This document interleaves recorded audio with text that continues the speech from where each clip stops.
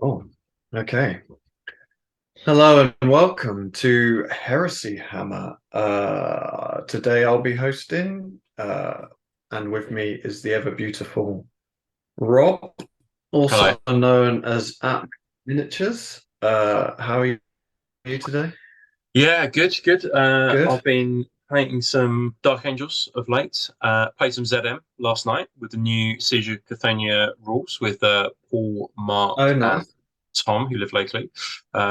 So that was jolly good fun, and yeah, kind of like we played until about 10:30 last night, so I'm still pretty tired from it. But we played 3K aside. And the new rules are like totally different, right? We'll come to it in another show, but the like getting your head around the new rules was pretty cool. Good for the brain to play with new rules, but yeah, it was great to play the lads. Cool, cool. Well, at 10:30, I was still putting my youngest to sleep because he was being a cop. Have you recovered from organising your event from last Uh, week? yeah, I have. Yeah, fucking hell, I was dead for about 2 days after that. They're always on the Monday afterwards. It feels like you're hungover, right? Oh Like I think God, it's just yeah. exhaustion, dehydration. And Um, the trouble is, because I'd kind of locked myself away for like 4 days beforehand, yeah, uh, like my wife was like, right, now you have the children. yeah, So I okay. was like trying to like look after kids and recover and not throw myself out of a fucking window. So yeah. So for those that don't know, I am Lee at Death from the Shadows. Before we get into the nitty-gritty, shout out to all our awesome sponsors. Not all of So we them. We're going to do some now and then some at the end. Mixing it up. Okay, so Bits Monsters for all your heresy bits. If you're looking for a cheap Spartan or a Contemptor, go and give them a look. Free shipping over £25 and 10% off if you use the code Heresy Hammer for all heresy items.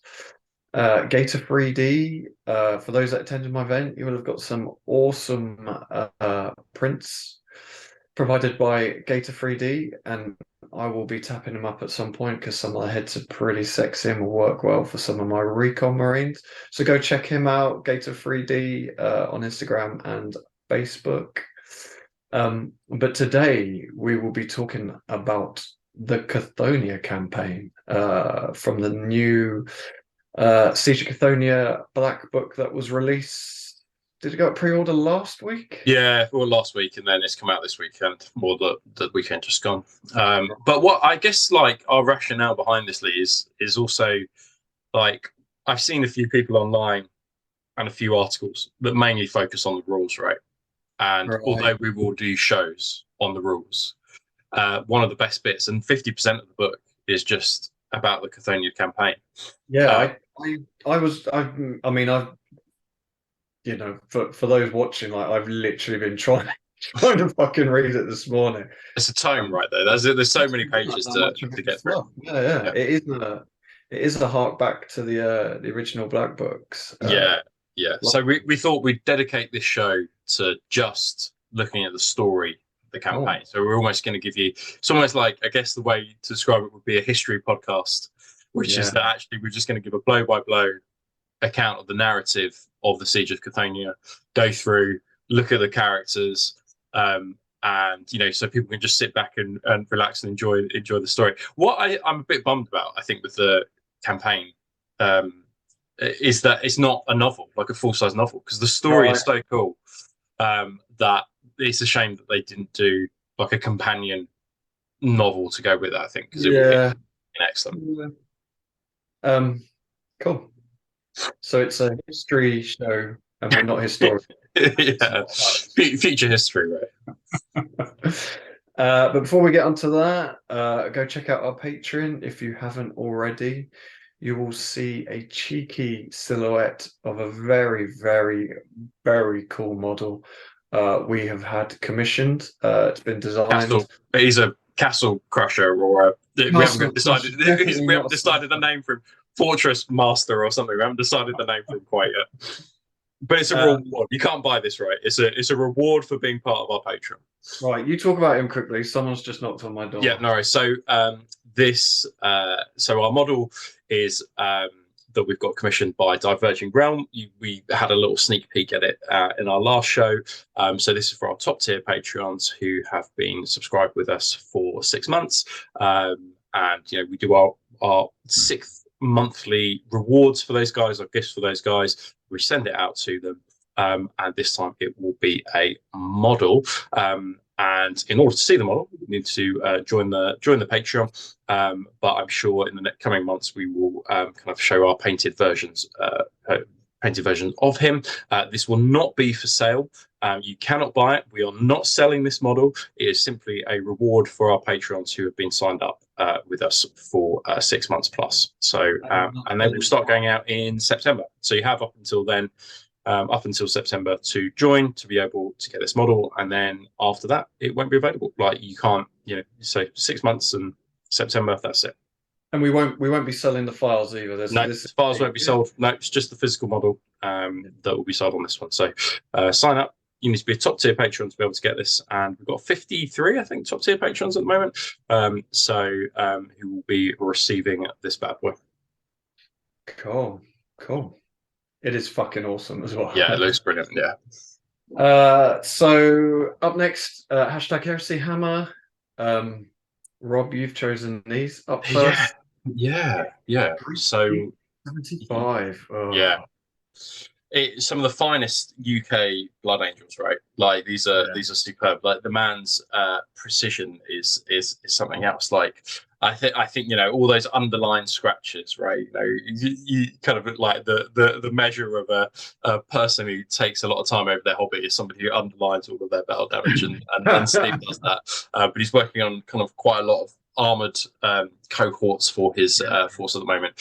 So if you don't follow him, go check him out, because he's a really lovely guy, and he's got a great looking force as well. Yeah, I've been following these. They're looking pretty awesome. And up next is very well-known friend of the show, Sergeant Octavian, aka Giles, and he's been smashing out some Dark Angels. Yeah. And these are looking pretty awesome, to be fair. Yeah, like the amount of time he spent on them has been nuts. Like they're all like super edge highlighted, like really refined again. He's done a great job with them. So I think he's doing I think he has done like 40 Marines. I think he just did them in one go. So he's committed to the force, but it looks excellent, I think. Yeah, that's like, I can't even imagine doing that, to be honest. Yeah. But yeah, go check out Giles. And also, if you want to, go check out the Merchant Princeling podcast, which he is part of, but only after you've finished listening to them. Up next, Matt Paints. This is it Librarian Esoterist? Yeah, I think it's an Esoterist, I think. Yeah, I think that's what it is, yeah. Yeah, I saw him do this, because this is the Tortuga Cataphracti, isn't it? Yeah, that's right. I saw him post this up, and I think it looks fucking brilliant, to be fair. Yeah, I like, because I'm not such a massive fan, we've spoken about this before, of the Tortuga shoulder plates. They are quite chunky, right? Yeah. So I think just a simple arm swap kind of just works for these guys. Yeah. I've been taking great interest in any Tortuga Cataphracti I've seen. Because I got a load of the Tartarus, so I'm very slowly working on some Iron Warriors, and it's all pretty much Tortuga. But I'm a bit like, oh, are they a bit too big? But this looks fucking awesome. He's done an absolute awesome job with it. I think just the shoulder pad swap is enough to make it kind of fit. I think it's just a little bit too chunky for me. Yeah. Like, no judgment for anybody who's used them, but I just kind of like the thinner plate on the shoulder pad for them. But yeah, no, he's done a fantastic job. Cool. And then PM Paints with a very cool looking Ultramarines Leviathan. Can't spell meta without melter, I guess, can you? So, but a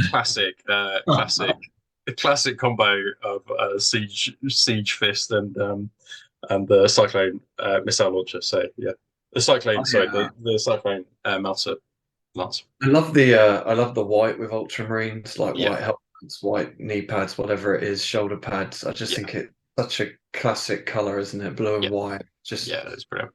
looks fucking awesome. He's done a great job here. Yep, love it.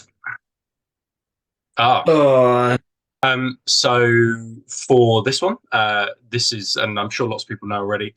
So at our Centurion level and our Praetor level, every 4 months we give the chance to our Patreon members to win a painted Centurion. We will buy the Centurion for you, and we'll paint it up, and then we shall send it wherever in the world for you.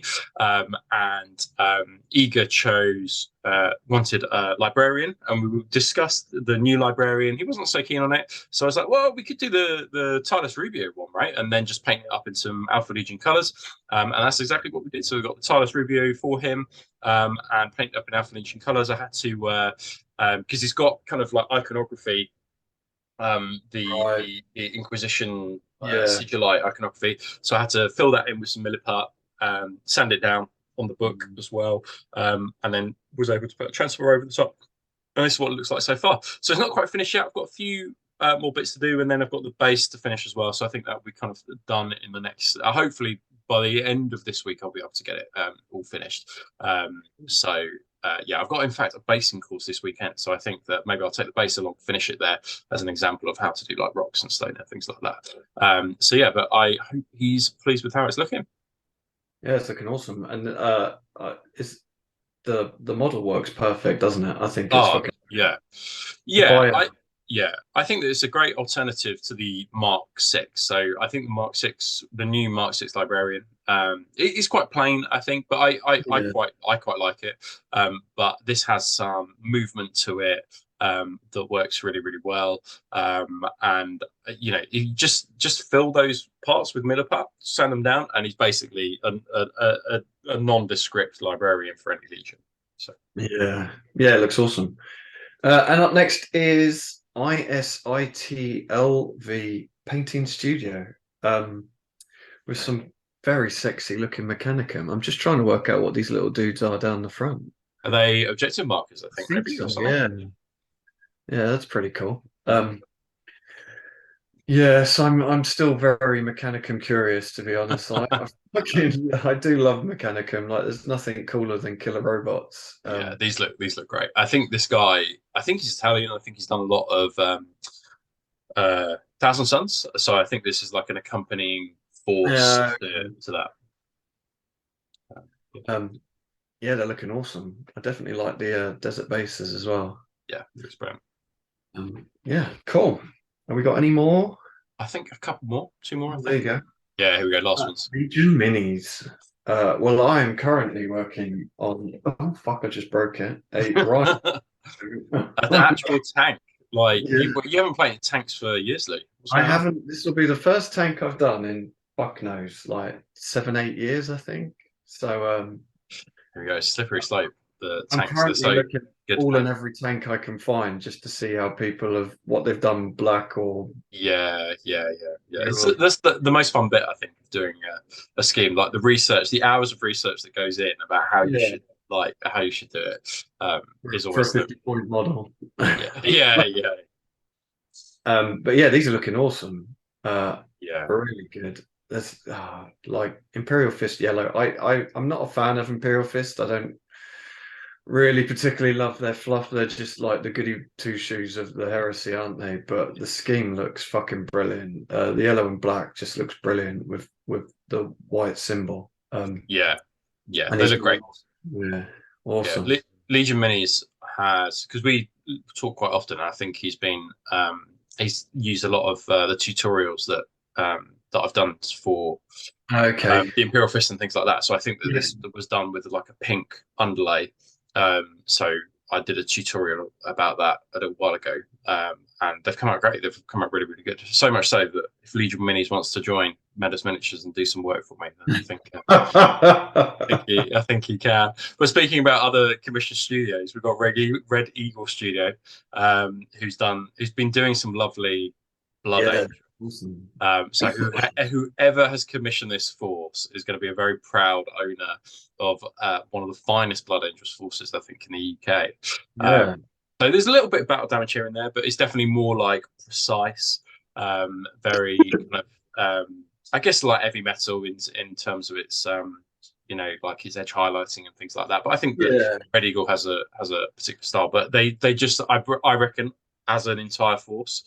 And when he finishes, I hope he does it like a mass picture of it. But I think it's going to look so good, so good. Yeah. I'm guessing that's a transfer on the top there. Yeah, yeah, that's not free. That's a Ah, full I transfer. was gonna fucking say. Yeah, Um, it's incredible. Yeah, it's done a brilliant. I love the black and the black, mainly black hull though. I think that's yeah, you don't see that a lot, do you? No, no, it does look good. Yeah, yeah, yeah. it's fantastic. It's brilliant. But other commission studios are available, of course. Right, that is it. So yeah, thank you for all your hashtag heresy hammers. Keep them coming. I mean, we got thousands and thousands now, so you know, it's a nightmare picking them, but we do like having a look through them. So keep doing that. Yeah, absolutely. They're a great place to find people to follow as well. So if somebody is using hashtag heresy hammer, they're clearly a connoisseur with excellent taste in their podcast and YouTube video show choices. So make sure that you just scroll through and follow all the people who do hashtag heresy hammer because you'll get some great content. So main segment, the Cthonia campaign. Yeah. So I guess we should talk a little bit about our knowledge of Cthonia prior to reading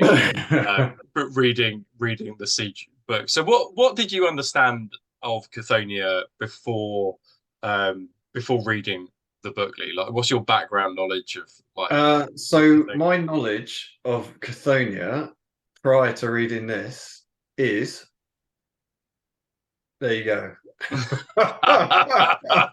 Sweet FA, basically. So I kind of knew, I mean, more through reading about the Sons of Horus in the original kind of Horus Heresy books, you know, I knew it was predominantly like gang culture, Chthonian gang culture, and there was lots of stuff underground. But other than, you know, seeing snippets of people's past lives in the novels, I literally know fuck all about Cthonia. Like literally nothing other than. So I think you're like, I guess there's two aspects, isn't there? Which is like the culture of Cthonia, which I think you certainly pick up throughout the books, like, and certainly the first three books within the Horus Heresy novel series. I think that there's almost like a savage but noble culture around the Lunar Wolves and the Sons of Horus. Yeah. And part of it's almost like a tempered savagery by the time that Horus kind of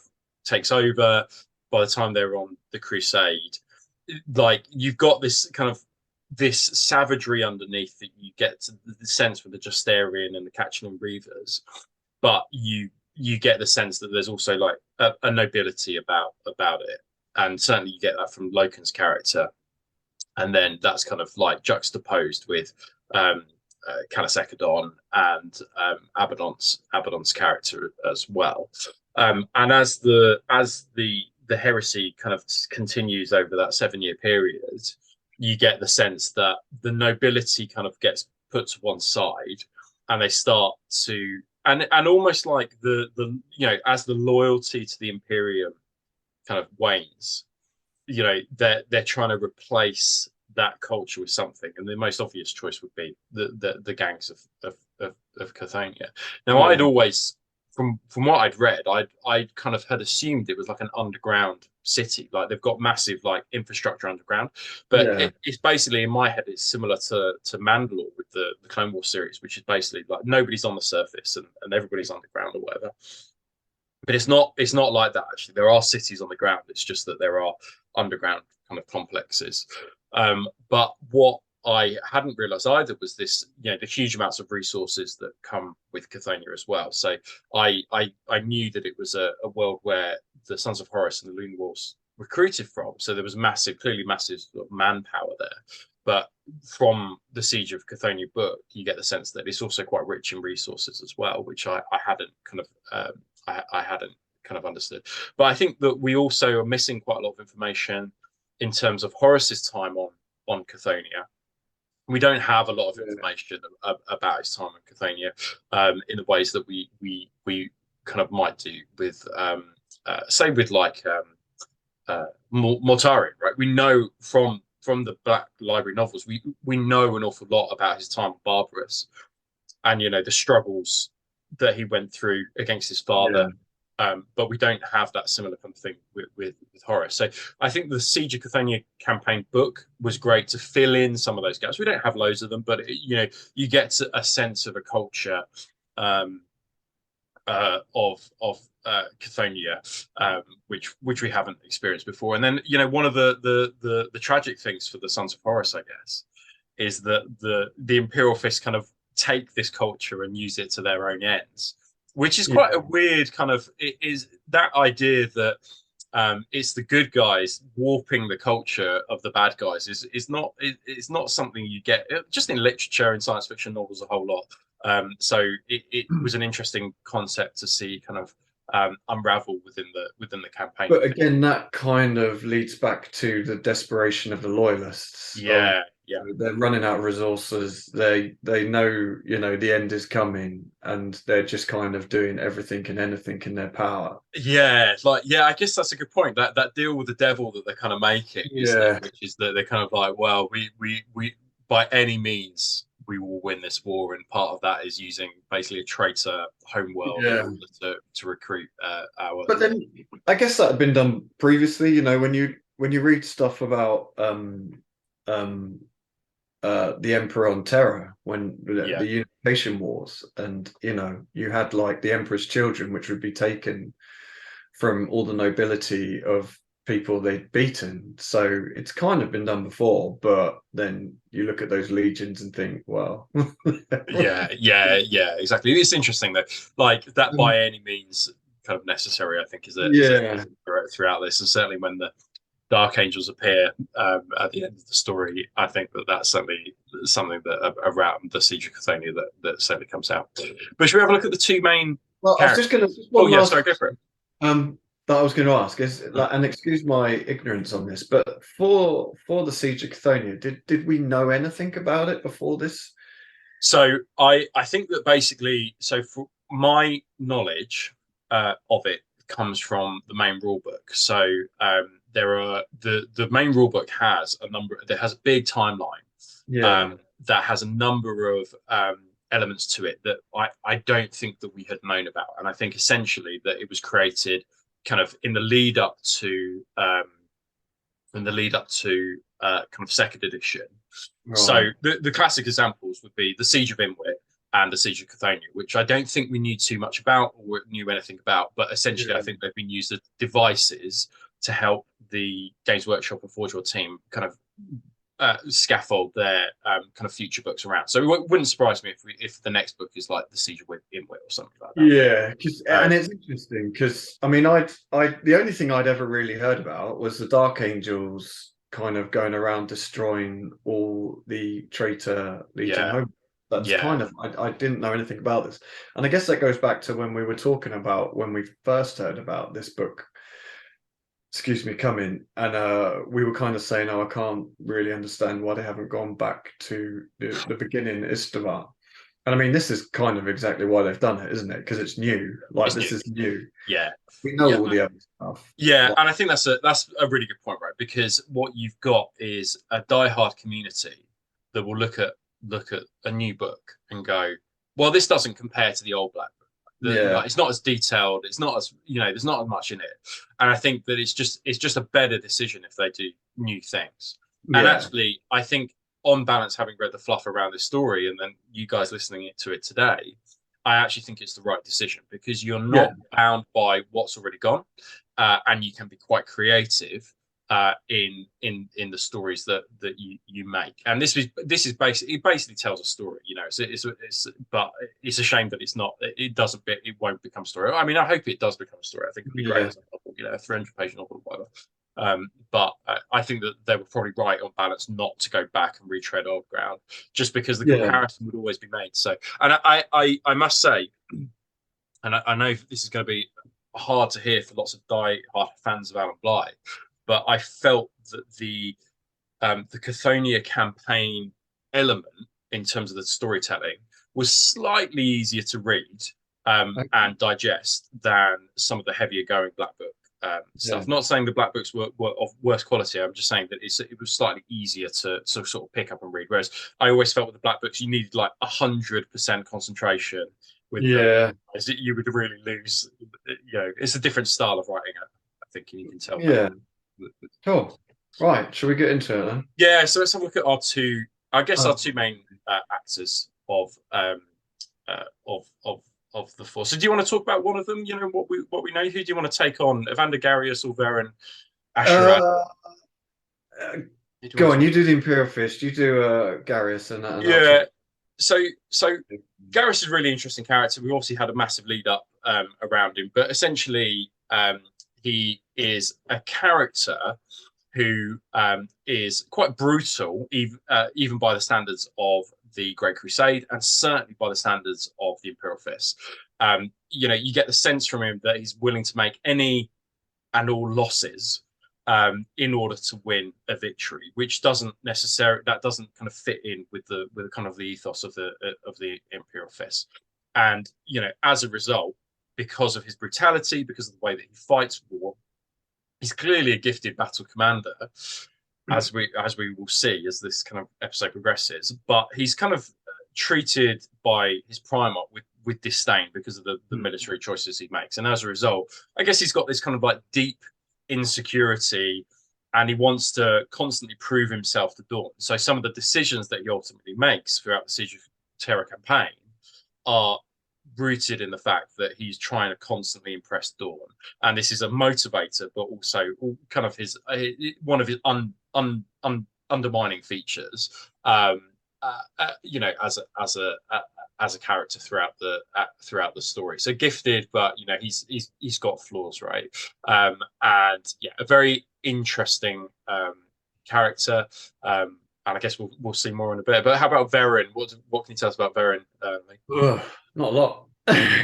So Yeah, we definitely. I feel like we don't know as much quite about him as we do as Evander Gary. no. So was he? I feel like I remember hearing him called the First Reaver. Yeah, the first Reaper. Yeah.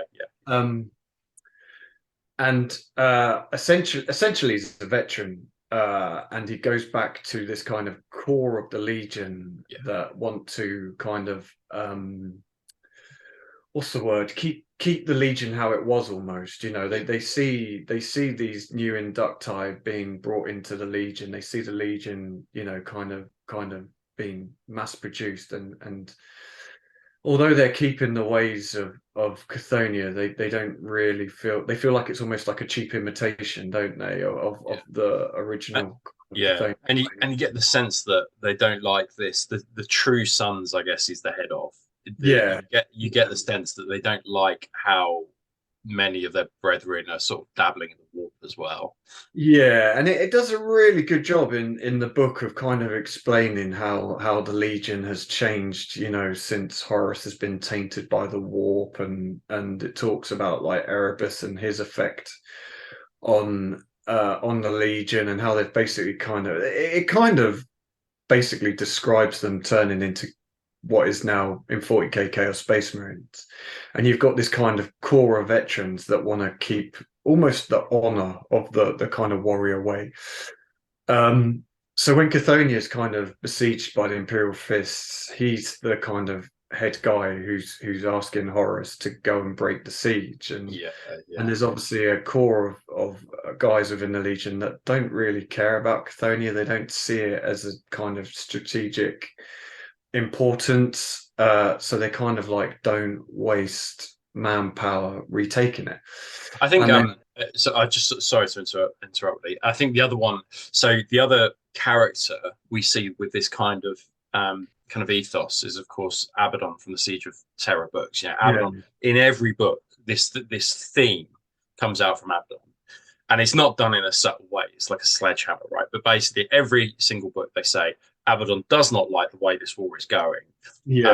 Because of the way that they're having to deal with the warp creatures and warp entities. And this is not the war that they were promised. And you start to feel this kind of like alienation between Horus and word bearers, particularly. And very kind of epitomizes that kind of ethos, right? And I mean, with Abaddon, he talks about it with Horus. He doesn't like the way Horus. like spoilers in the Siege of Terror books, he's talking about how Horus is just like staring into the warp, and he's not like the guy he used to know, Yeah, and yeah, so it's interesting. So there obviously is this core of dudes, but the thing I found the most interesting about this guy is he's like to jump ahead a bit. They basically get a task force together, and Horus finally gives them the green light to go and launch Siege of Cthonia against Imperial Fists.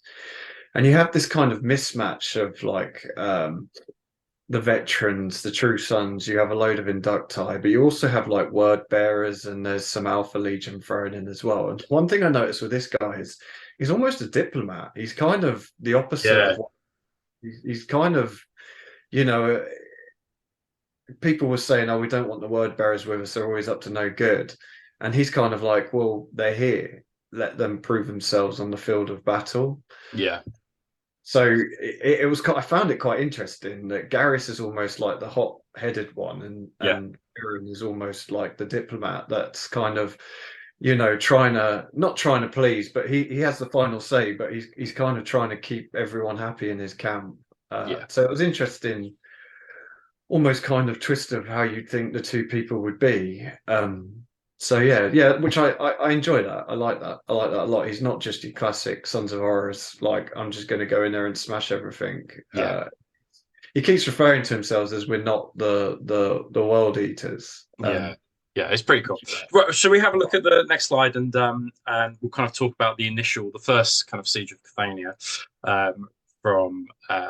from there, and then we'll just kind of go through with you guys, kind of essentially a blow by blow account of what happened. So basically, Terra hears about kind of Isfan 3 and Isfan 5. Garrow kind of turns up, and then Dawn sends essentially the Retribution fleet, and we know about that story a little bit in terms of Fal, the Battle of Fal, and with the Iron Warriors, and then yeah, so a really interesting story. Crimson Fist, worth checking out if you haven't already. But essentially, what you've got is Cthonia. The reason why Horus is found so early on is because Cthonia is so close to Terra. It's one of Yeah, the closer planets. And what you've got is a traitor Bastion on the back door of Terra when you've just got the Civil War to ignite. So you can't. You basically Dawn can't have that. It's not something that you can have, because you can also use it as a staging platform for future kind of attacks as well. So basically, the first siege consists of Imperial Fists, Space Wolves, Imperial Army, and the Custodies are also sent. And it's also led by Garius. So Garius kind of starts this very long campaign um, against the Sons of Horus on Cthonia that will last kind of 7 years. And he goes in and he's absolutely desperate for Dawn's approval. And he kind of savagely attacks along the Space Wolves. And you can really see that image of them gearing themselves up, trying to fight.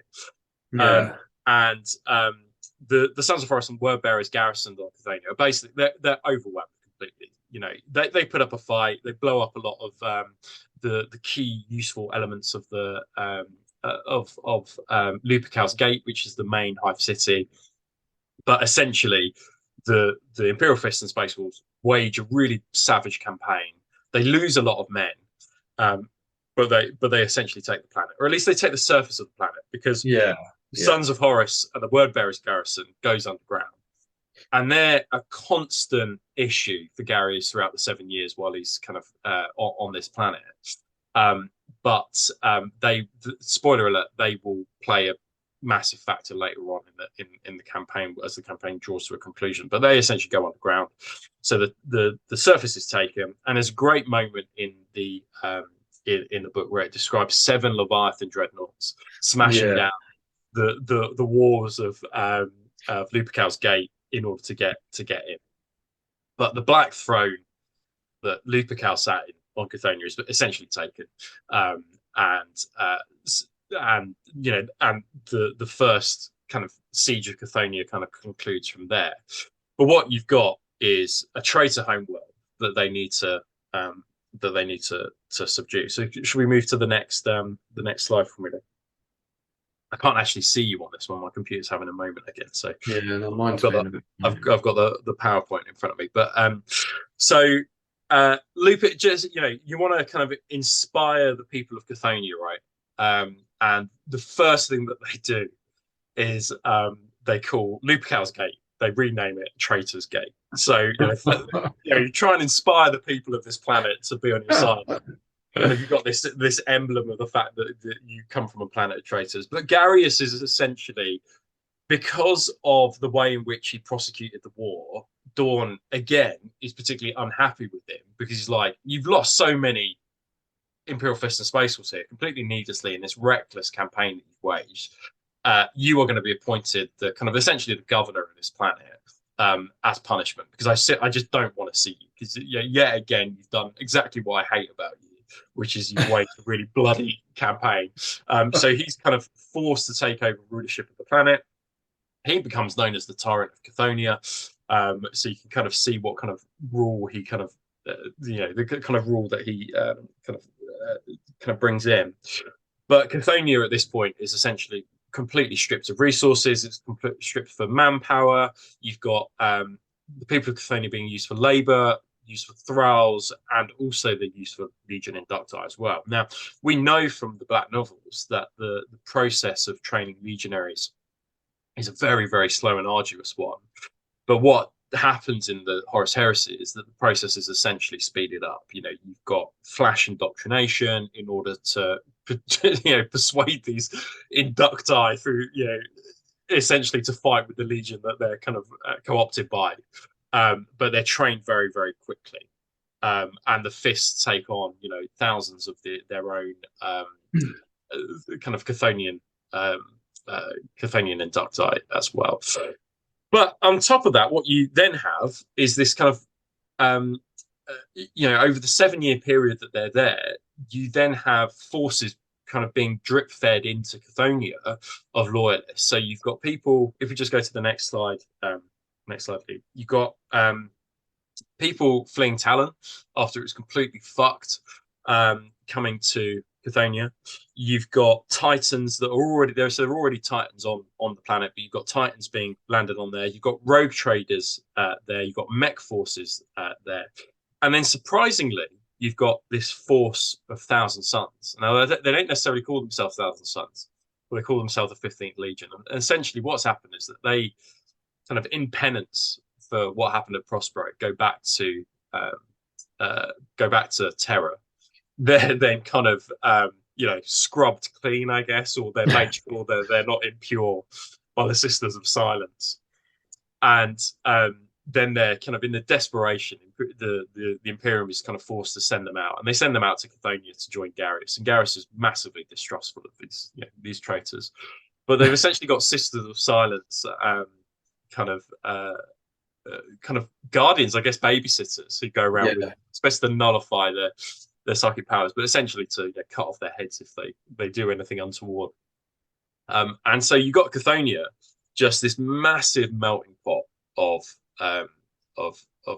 kind of loyalist forces who are preparing for the upcoming invasion.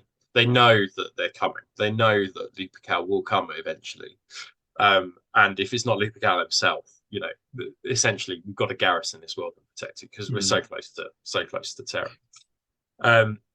But one of the things, Lee, I've always thought, just reading that, is just the amount of armies that you could create from just the melting pot of forces that are on this planet, right? I mean, what combinations of forces were you thinking of when you were reading it? Because I was thinking of loads. I really like, well, not to get ahead of ourselves, but the Raven Guards play fairly pivotal in this. I really like the idea of some sort of Shattered Legion kind of Raven Guards mixed in with either Imperial Fists or even Imperial Army. But I think just one thing worth mentioning is it talks in the book about how forces keep arriving there to kind of boost the loyalists, but at the same time Dawn kept taking Imperial Fists away. Yes, that's right. To boost the defense of Terra. He was losing his kind of Imperial Fists because you know, it could be a jumping off point, Cthonia, but it's not strategically that important. And Dawn was more concerned with like the Soul System and Terra, so they were losing a lot of guys to the fact that they're running out of troops. Basically, they need more dudes. Yeah. Um, Which is cool. part of why they flash indoctrinate the Chthonian Inducti, right? And I think Yeah, because they had to replace them. But just have a look at the map as well here, Lee. So this is important map, this one. So you obviously have Traitor's Gate at the bottom, which is a hive city, and it's absolutely fucking massive. You've got Presidium Arcs, which is the fortress, and you can see kind of like a few walls essentially kind of protecting that bastions. But that although it might seem like Traitor's Gate might be the obvious place where the fighting happens, actually Presidium Arcs is this continual fortress where fighting takes place. You've got the Titan Yards, obviously, where Titans are. Mech forces a garrison there. But you've also got this Pharos Obscurus as well. So basically, it's kind of like a tower. But Garius kind of forces the Sisters of Silence and the Thousand Suns to go to the Pharos Obscurus. I guess at the Pharos Obscurus, it must be like the blind lighthouse, maybe. I don't know if that's what it would be in Latin. I have to Google it. But the 15th, the Thousand Sons, the 15th Legion are garrisoned there along with the Silent Sisterhood. They're essentially banished, right? But because of their banishment, they will play an integral part in kind of relieving kind of elements, as a rear guard essentially that comes into play. So inadvertently, Garius has put them there, out of bitterness, but actually that plays into their favor much later on.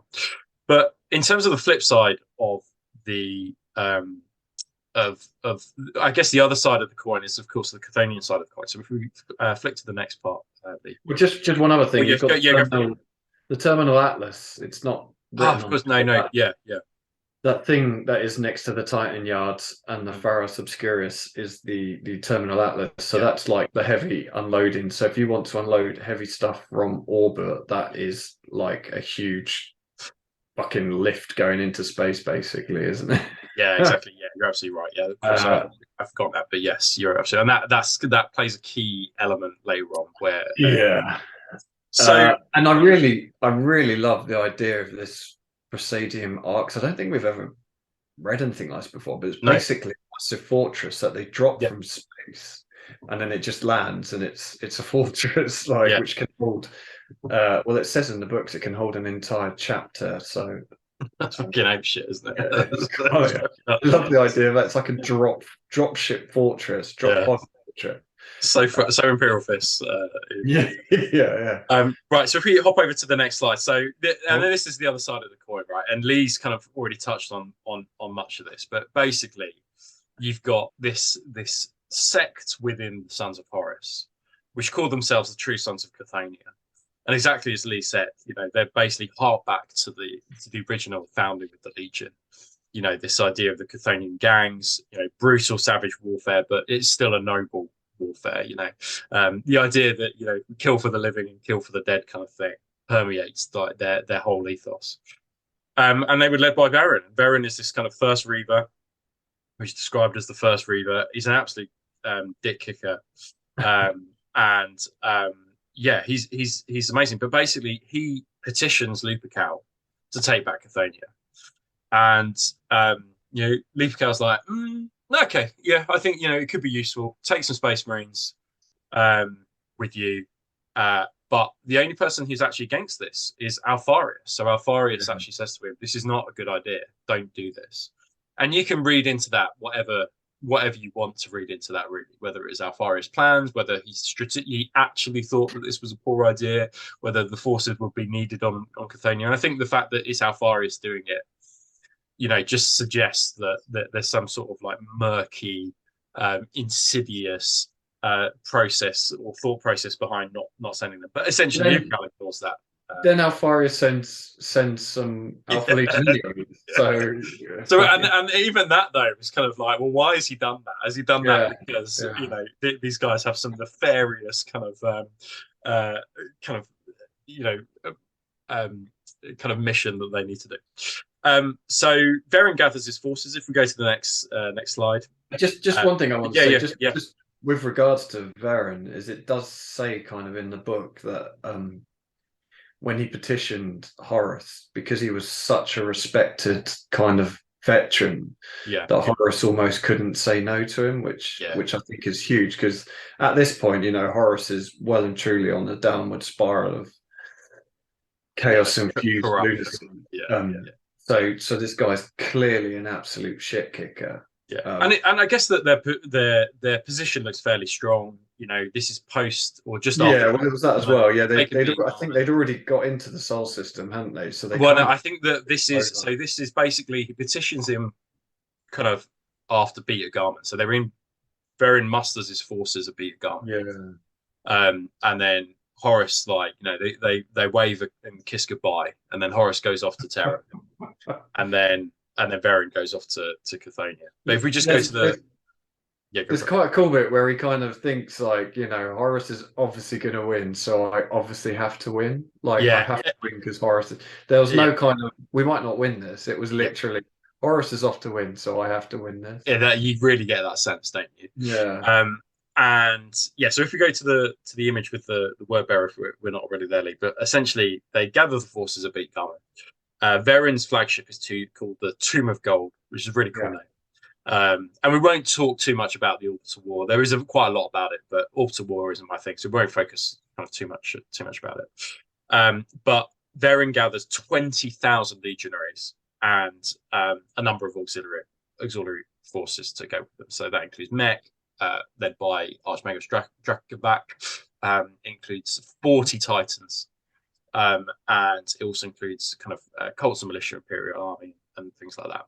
But the key players are the Sons of Horus, Word Bearers, and the Alpha Legion as well. And Varen kind of utters to get this started. He utters one word, and it's just begin, and that kind of sets them on their travels. And if we go to the next slide, Lee, there's two great pages within the book that basically gives you a rundown of everybody who was included within the Cthonia campaign. So all the armies, all the people leading it, all the auxiliary forces. And I think that, keeping this story to the side, if you're looking at building a force based around the Siege of Cthonia, looking at doing the campaign, or just people love to theme their forces, right? This is a great place to start if you wanted to theme your forces, because there's so many, like, be it Sisters of Silence and Thousand Suns, be it Raven Guard, Shattered Legions, or Raven Guard and Imperial Fists, be it Word Bearers and Sons of Horus, or Word Bearers or Alpha Legion, or whatever. This is a great starting place to be able to kind of like base a force around. So it's worth kind of reading. We won't read through it, but it's worth having a look at it because it's a really cool kind of element of it. And once you read that, you discover people who kind of have appeared in the backstory or in the Black Library novels that you might not have expected to be there, and they make some great cameos throughout the campaign. So yeah, right. Let's have a look at the orbital drop. So this is pretty nuts, right? Okay. Yeah. So do you want to talk about this bit, Lee? This kind of like so essentially the orbital war. This is kind of what I was talking about with the Sons of Horus. I've already forgotten his name, Varen. Yeah. Being a bit of a diplomat, so they kind of they made full speed to Cthonia, and they actually arrive quite disordered, don't they? He basically says, make your best speed. They don't fly in any sort of formation, and when they get there, they have a bit of a scrap, but they win, and the loyalist spaceships are either destroyed or hide. So they then kind of gather around, and throughout all of this, the Alpha Legion's ship that's been attached to him refuses to communicate with him. And when he keeps holding when he keeps holding like briefings, they refuse to go. They're nothing. But rather than him getting kind of cross, he just ignores them. He's like, well, I know they're just going to do whatever they want, so I'll just let them do whatever they want, which again I found very diplomatic. But elements of his own units were like, we just need to attack straight away. And he was very much like, I don't just want to go straight headlong into an attack because we're going to needlessly lose troops. And again, that's kind of not Unsons of Horus, but it's you can tell he kind of cares about not losing guys for the sake of losing guys. And it kind of reminded me of that film we watched the other week about King Henry V. Yeah. Where he doesn't just he's a warrior, but he doesn't just needlessly want to kill his men for the sake of killing his men. Yeah. 100%. But I think during one of the briefings, the word bearers kind of like basically say, well, if you don't want to do it, we'll do it. Kind of basically calling them bitches. And then at that point, like he kind of had to just launch an attack because even the veterans who were on his side were like, no, we can't have the word bearers calling us bitches. Exactly what it. And they almost it's interesting because the word bearers essentially kind of trick them yet again into doing what they want, right? And this is the bit of the book that I was a bit like, oh, come on, because they see a part in the defenses that the Imperial Fists haven't realized is open, and you're like, instantly I read this and I was like, well, clearly they fucking do realize because it's the Imperial. Gotcha. So they launch a drop assault on this area near the Terminal Atlas, and basically it's a trap. And it was I think it was like the 68th company or whatever. It's one of these. So it's the majority. It's basically inducti and the fifth. Kind of drop down. And the reason. Sorry, just to interrupt, just to go back a second. So the reason why they have to make an orbital drop is because Terminal Atlas the orbital plate has been. Darius basically shuts it down. He's like, okay, well, if none of us, if I can't have it, then you can't have it either. So the orbital plate would be the obvious point to stage a deployment. But because he's shut it down, they have to make an orbital bombardment. They have to make an orbital drop. But he essentially sends the Legion Inducti down that they have, and it's the majority, if not all, Sons of Horus. And if we go to the next, slide, it's devastating, basically.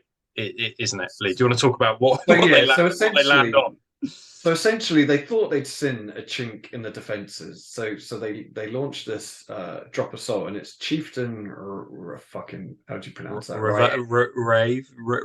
Rave. And this guy is basically like, you're hot-headed. But he kind of wants to prove himself to the veterans as well. He wants to prove that he's like a warrior of old. But in trying to do so, almost like the Imperial Fist dude, in doing so, he kind of proves that he's just a bit of a dickhead.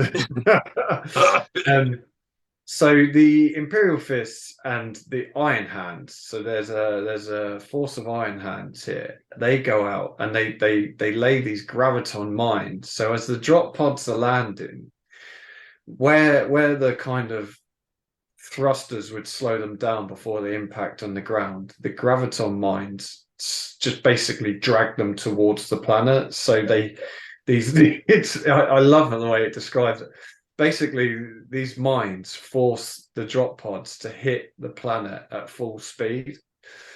So they're just fucking destroyed on impact. Like literally, as soon there's no slowing down. They're just slamming into the ground. It's so cool. And they lose a third of their forces. Yeah, they lose a third of their forces on the initial drop. And I think if anybody knows anything about military history, like the moment you start losing 10 or 20% of your force, you're at the point where you kind of go, this is a retreating. So I mean, the only thing we could compare to this is like an airborne assault in nowadays. And an airborne assault, it's actually built in that you have a percentage, you will lose so much percentage of your troops just from the drop. So it is kind of in modern day tactics, it is planned that you are going to lose a huge percentage of your troops just getting there. So you don't really get that in this because they lose their minds a bit, don't they? But essentially, they lose a third of their assault force on the initial assault on the initial Yeah. drop landing. Yeah. And then the Raven Guard start appearing. Yeah. So should we go? How, So if we go to the next slide. But they are ordered back at this point once they've lost the third. Well, again, so they're ordered back, but this Ryeva refuses to withdraw from combat because he wants to be seen as this, he wants to be seen as this absolute shit kicker. Yeah. But it also describes with all these drop pods like just fucking pile driving into the planet, it creates this massive dust cloud. Yeah. And then within this dust cloud, they had areas of the minefield which were like safe zones, and then the deliverers started teleporting in, and basically just all of a sudden in his lines were these deliverers just absolutely murdering these fucking inducti. It's a terrific place in the book, and it's quite reminiscent of almost like a Saturnine Gambit, right? Which is that they're basically like, they think they've got them, they land, they're fucked, and then they're further fucked. So you've got deliverers appearing, and then you've got Spartans turning up as well. They had Spartans hidden in buildings, in hangars, with Imperial fists in. So in amongst these deliverers kicking fuck into them, you've all of a sudden got these Spartans rocking up and just like absolutely battering them. But it does describe that the deliverers are small numbers of troops, and it kind of gets to a point where the Sons of Horus are fighting back. Yeah. They're still Sons of Horus, they're fighting back, and every time the Raven Guard lose one of these deliverers, it's like a massive impact on the force because they're only a small. Yeah, absolutely. Yeah, and there's a great moment where basically the chieftain deliverer, the chief deliverer, and it's interesting because the deliverers are, they're linked with the Sons of Horus as well, right? They were some of the original veterans. I forgot about that. They took on much of the mantle of the Justarian, which is why in the image you can see that they're red and black inverted. They were kind of disliked by Corax, weren't they? Exactly. They worked a lot with Horus and the Sons of Horus, and I mean, back to their kind of initial Great Crusade, the Raven Guard, the Terran Raven Guards were basically a company of Sons of Horus. He used them because it took so long to find Corax. So I forgot all about that. Actually. Yeah, so it's kind of the ultimate irony, I think. Yeah, but basically you've got this great scene between Ra'ev and the Deliverer Chieftain, who basically kicking each other's dicks in. Yeah, it looks like the Sons of Horus captain basically has him, and then out of the mist, Cadius next, who's like the original Moritat. He's like the OG Moritat. Fucking comes in gunslinging, shoots Rave down. But that won't be. We think he's dead, but that's not the last that we'll see. Yeah. But essentially, the Inducti, they're fucked. Like, because of the intervention of the Imperial Fist, because you've got multiple layers of counterattack and counter strikes on them. Essentially, the Sons of Horus suffer defeat. The Fifth Company comes in with their gunships and then collects the rest of the Inducti. And again, that's not we will see, the Inducti again later on. Yeah. After the initial kind of first pitch battle, but they feel like a spent force now. But essentially, the initial assault is a complete disaster. Yeah. They've lost like over a third of their forces. Yeah. And it's interesting because Verin, he knew that this could potentially happen, and exactly what he thought might happen. He'd been goaded by the word bearers, and exactly. I knew it was going to happen, but these graviton mines are such a fucking brilliant idea. Yeah, I've never read of anything like that before. Just the fact that drop shits down. Yeah, it's awesome. I think that the other thing as well, I think that, you look at it and kind of go, why were the word bearers so keen to launch this assault? And are they trying to perpetuate just a cycle of blood on this planet? Yeah. In order to kind of fuel their unholy kind of demon practices that we'll look at later. So whenever dealing with the word bearers and also the Alpha Legion, imagine having word bearers and Alpha Legion as your allies in a campaign. You just wouldn't. You just wouldn't. The most untrustworthy of the legions helping you and supporting you. But anyway, and the fact that it was Erebus that told the word bearers that they were going to help them with this attack. As soon as Erebus is involved, you're like, oh fuck off. You guys can stay here. Exactly right. So anyway, so Garius kind of strikes this up as a chalks this up as a win, and Varen, it's a loss, right? So Varen's going to have to be way more careful about what happens next. So if we go to the next slide, please. So essentially, Garius wants to press home this advantage, and if we go back to the conversation about the character of Garius.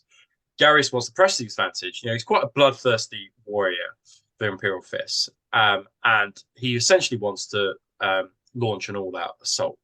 Whereas Varen kind of goes, okay, we cannot assault Presidium arcs in this way, or near Presidium arcs again. Like, this is fucking apeshit. We'll just get destroyed. So Varen basically lands like miles and miles and miles away from basically the orbital guns, the Presidium arcs, and they land in their ships. They are harried as they come down, but essentially most of them land, and they create a fortress, their own fortress out of their own ships, right? And this is their kind of like their bunker, their hold up, where they'll be for the remainder of the campaign. Yeah. But Garius sees this and is like, right, this is it. We need to press our advantage here. We can do this. Let's and he gathers all his forces. And the forces are not led by Garius himself. He's at the back, in a Presidium arms, kind of manning the fort with a skeleton crew, essentially. Basically, the whole of Lupercal's Gate, Traitor's Gate and Presidium arcs is empty, with the exception of the Thousand Suns and the Sister of Silence. The Thousand Suns and Sisters. Yeah, and they leave. They basically don't get the memo. Few defenders in different places. Yeah, they don't get the memo to again, join the rest of the force. I found this quite interesting because again, he has kind of a briefing with his commanders, and they're all kind of telling him not to do it, and he goes and does it anyways. Yeah, it's interesting because it's the opposite of Varen, right? And you've got this two sides of this coin throughout this dichotomy all throughout the story of these two commanders. But basically, his commanders say there is no need to leave. Like, we have the forces, we stay in our fortress, we stay at Traitor's Gate, and we can win this. It's just a protracted war that we can win. Yeah. But Consul Captain Adaris leads the attack, and he'd fought with the Lunar Wolves previously. So there's kind of a lot of him sort of like Shakespearean time, like holding up skulls and lamenting the loss of the Lunar Wolves and the so he carries a sword that was given to him by a Lunar Wolf. Yes, a Moon Silver blade was dying. So he's got this real close bond. We're kind of with them, but they essentially meet, right? So the Traitor, the landing zone, you can see in the image there, they meet and they fight at this place called Shaitan's Bowl. And if you're a listener of anything Sisters of Silence or The Wheel of Time, or ancient language, Shaitan is basically like the devil or demon. So this battle takes place at the Demon's Bowl, and that's never particularly good for any battle that you fight in the Demon's Bowl or the Devil's Bowl is never going to win. Is never going to go well. But essentially, essentially the Imperial.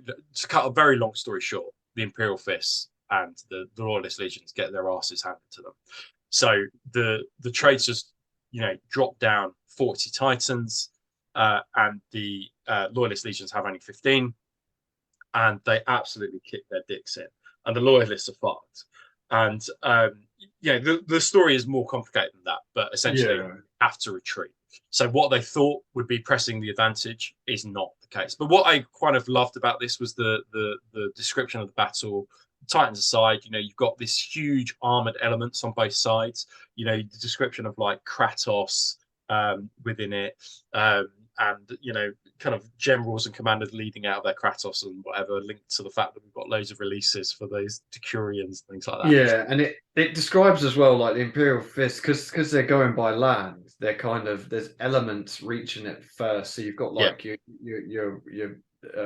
your land speeders and stuff reaching it first, and because they're doing that, they're kind of arriving piecemeal by piecemeal.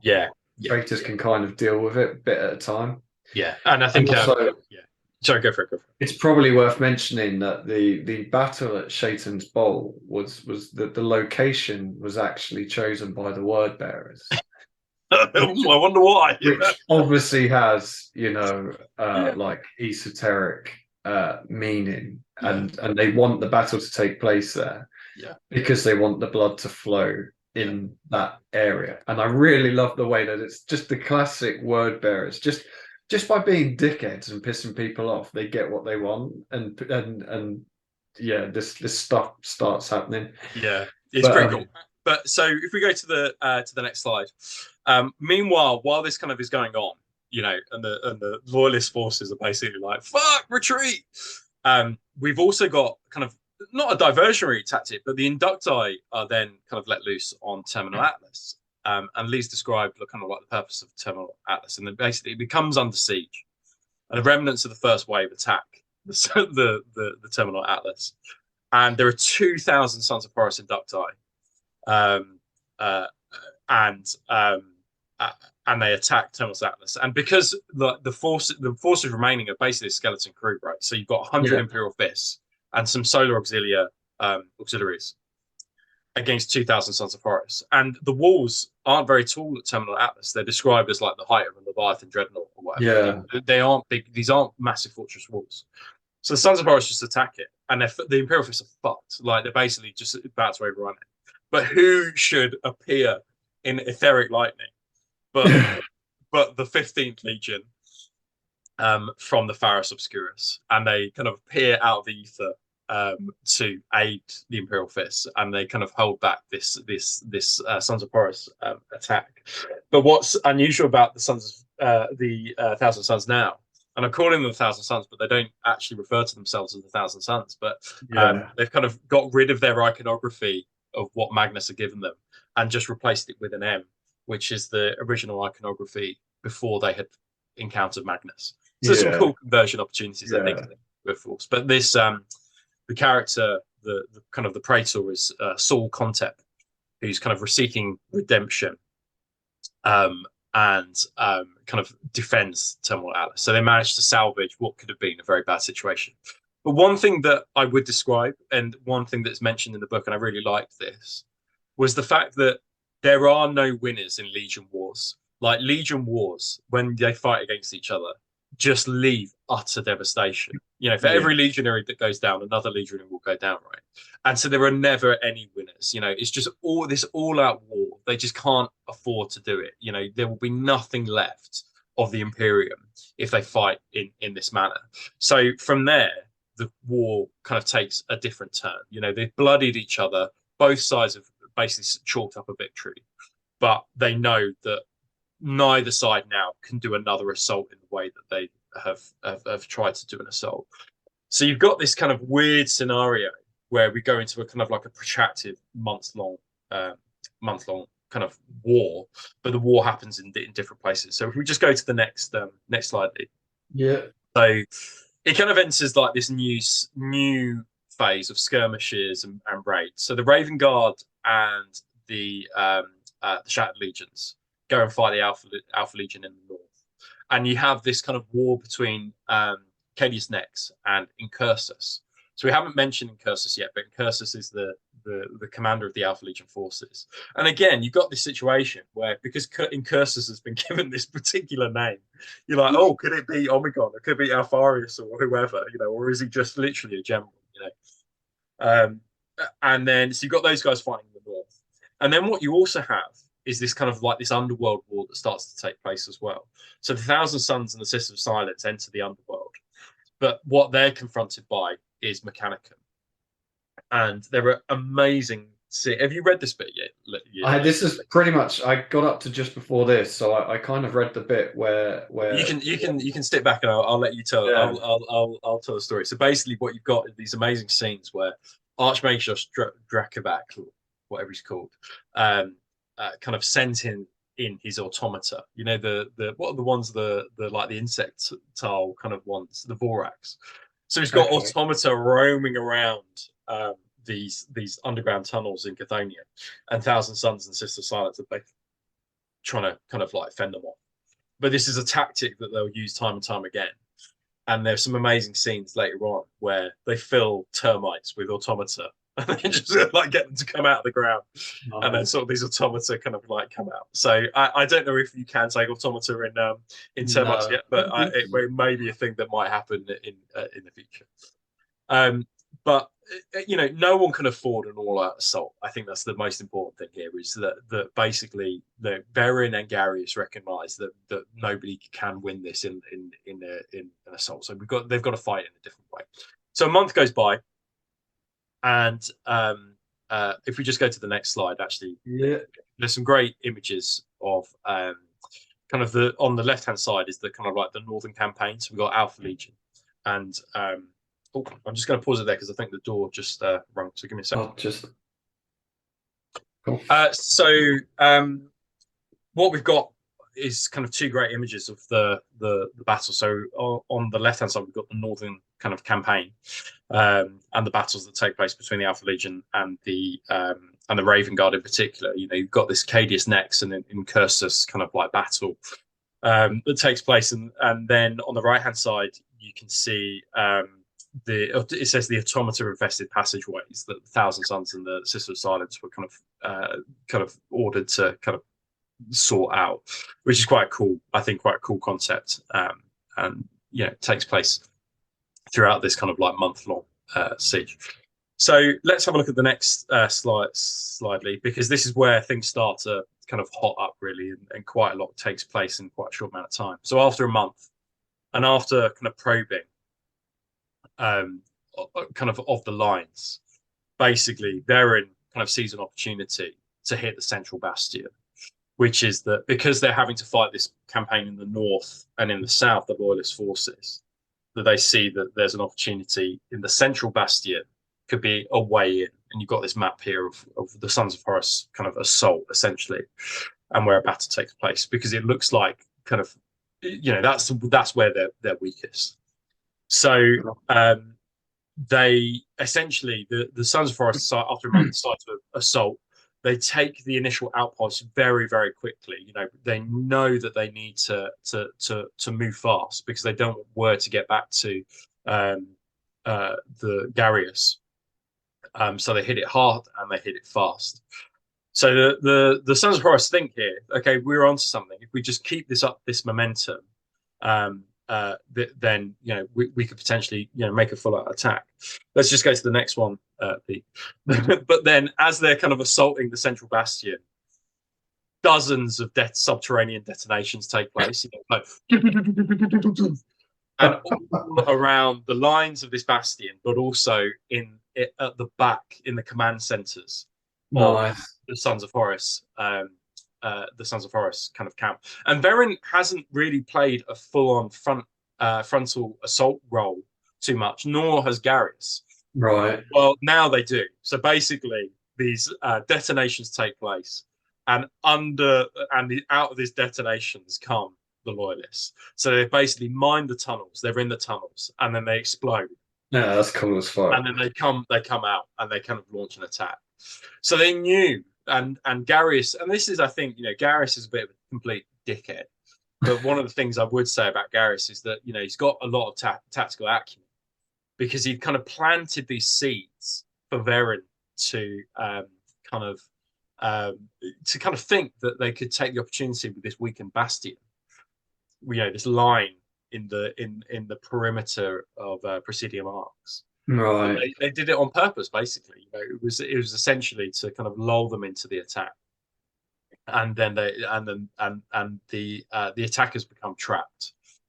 The Legionnaires die at the front of it. Just they absolutely get massacred. I feel like it's very interesting that Garius's biggest weakness seems to be his dad. Like if his dad wasn't such a prick, he might not keep fucking things up. Yeah, he would be so desperate to kind of get daddy to say, "Well done, you're a good boy." Absolutely. It's interesting, isn't it? And he's not it's the theme. It's a theme throughout this as well. Yeah. But essentially, what happens in the back lines, essentially the command epicenter of the Sons of Horus lines, is that the Huskarls and Garius appear out of these tunnels into the command camp of Verin, and they eventually have a throwdown. they have an initial fight, but Yeah. both sides yet again are forced to withdraw. The long story short, both sides are forced to withdraw. Yeah. They're suffering so many casualties. It's such a brutal thing. Both sides are forced to withdraw. Yeah, go and lick their wings. So you kind of got this kind of Pyrrhic half victory for Beren's side. Sorry, for Garrus's side. But again, every time they battle, they just lose men after men after men. But all amongst this, the Thousand Sons are starting to get a sense, a feeling within their warp waters that something underground is not quite right. So the Thousand Sons kind of leave the surface wall and they kind of go into the tunnels. They've sent some sort of warp entity, warp beast, something unholy, and they go with the Sisters of Silence into the underground. And they're kind of like, right, we're fucking off now. Something else is happening here. It's unforeseen. We need to go and hunt this out. So let's go have a look at the next slide. So Varen decides kind of to attack Presidium Arcs. This is kind of it, really. It's make or break now. Like this agonizing campaign can't go on. So he decides to attack it, and he kind of just does an all-out war. Titans are sent in, Knights are sent in, Alpha Legion, Headhunters, and Sons of Horus Outriders take the lead on the advance. But they do it slowly. So Varen is wary of more traps as they kind of attack Presidium Arcs. And Presidium Arcs, just remind you, is the fortress that Lee described, coming from orbit. It's the main fortress. And if they can take this, got the planet basically. But Garrus has 5 Titans left. He lost 10 at the initial battle at Shaitan's Bolt. And I love the name of these. So the Titans' names were the cockatrices, named after a bird, but they're called the Legio Ossidax.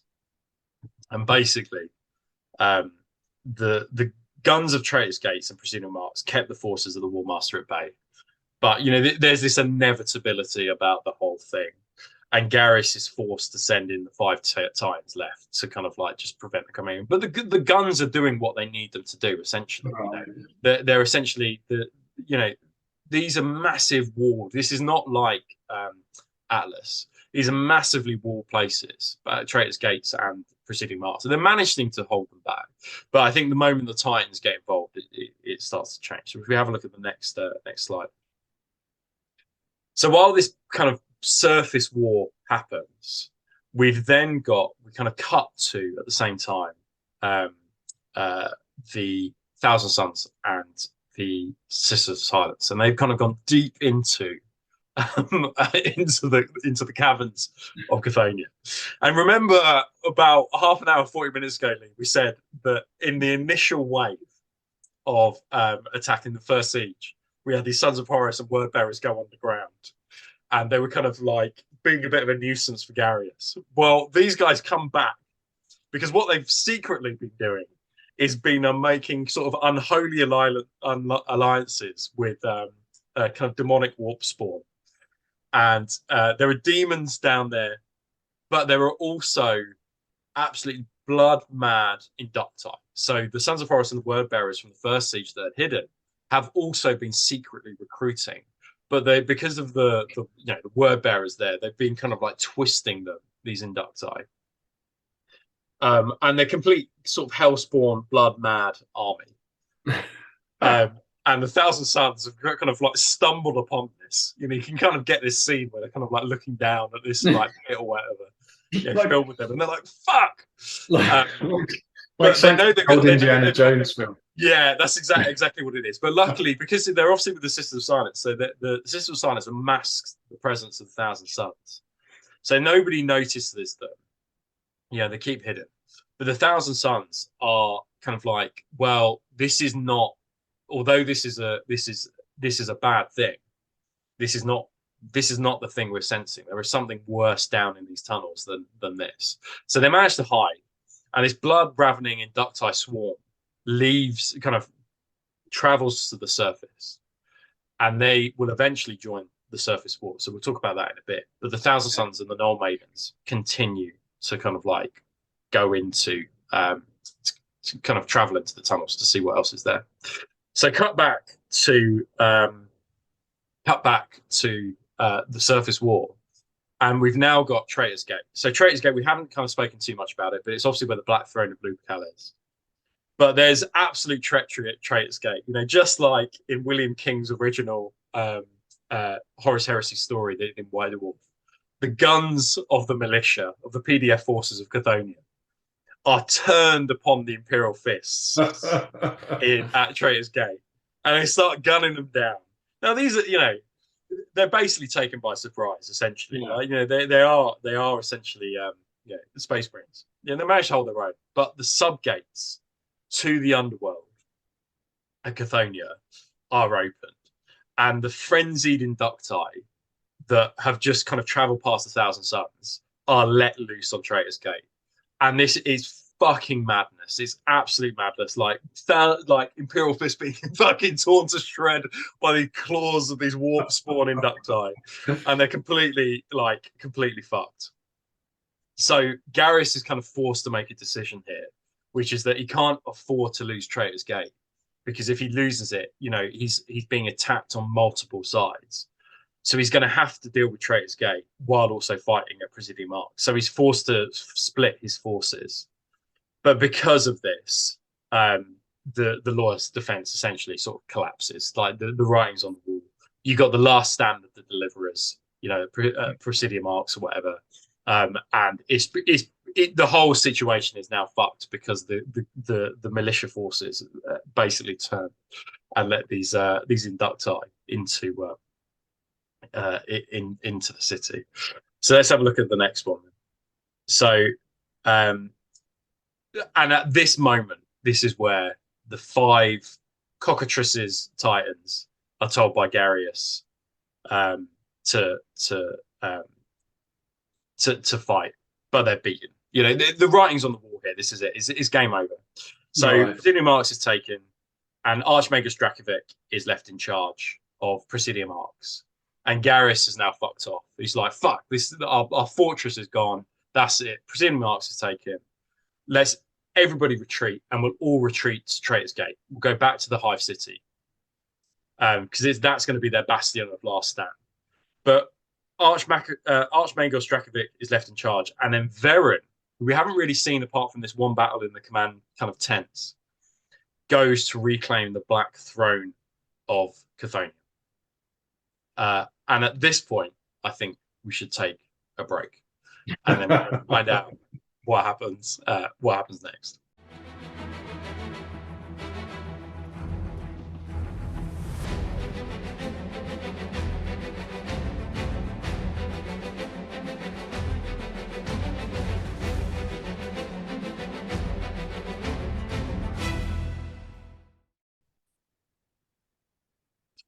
Right. Well, welcome back.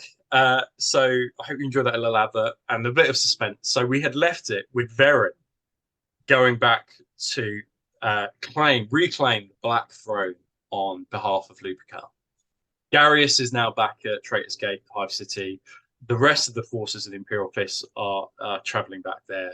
We still have the Thousand Suns underground at the moment, kind of hunting out something. They don't know what it is, but they're hunting out something. But really, we're at this last stand. This desperate fighting within the Hive City. But then, if we go to the next slide, V. Yeah, I've already ruined it. Perfect. So if we go to the next slide, so what then happens? We then cut to the orbital war, and we have kind of the orbital war. We have 3 hefty capital ships of the Dark Angels hove into view, with this message kind of going kind of in front of them, which is death is coming and nothing can stay its hand. Flee while you can. And then the Dark Angels fleet appears. And one of the things that they say, mentioned about the Dark Angels fleet, is that they're extremely coordinated. The way that they've travelled, they've arrived all together, and they've arrived with kind of like pinpoint accuracy in a way that usually fleets of the Loyalists and Traitors don't usually do. Yeah. So there's something quite untoward. But all of these ships, these Dark Angel ships, we don't know much about them. But all we know, and all that the Traitors see are emblems of skulls and hourglasses on the prows of these ships. So they're there kind of scratching their heads, being like, what the fuck is going on here? What the fuck are these dreadnought type shit? And essentially the Dark Angels take they win a very swift and decisive orbital war with the against the traitors, and the traitors' ships flee. They're essentially destroyed by the remnants of the fleet that you mentioned previously that had kind of escaped and being lying in the center of the kind of in the system. So if we go to the next slide, Lee. Yeah. So kind of flashback. So this story is great because it's got kind of like multiple elements all interweaving with each other. So then we cut back to Soul Content, who discovers deep underground the word bearers doing ghastly and unholy things with what I guess it can only be described as like a living rock. You know, it's kind of described as a living rock, and it's quite 40k. I think if you read a lot of the 40k novels, I think that, you know, there's always word bearers or chaos space where he's doing ungodly things to stones that are kind of like bleeding, and he's got several eyeballs and things like that, right? So it's kind of a stone that's kind of bleeding and throbbing with power.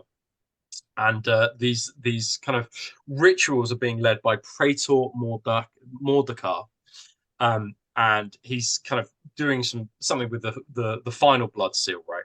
And you get the sense that this stone creates like a miasma around the planet, you know. And again, you got this sense that it's kind of like this Calth style thing, although it's not said directly in this in the story.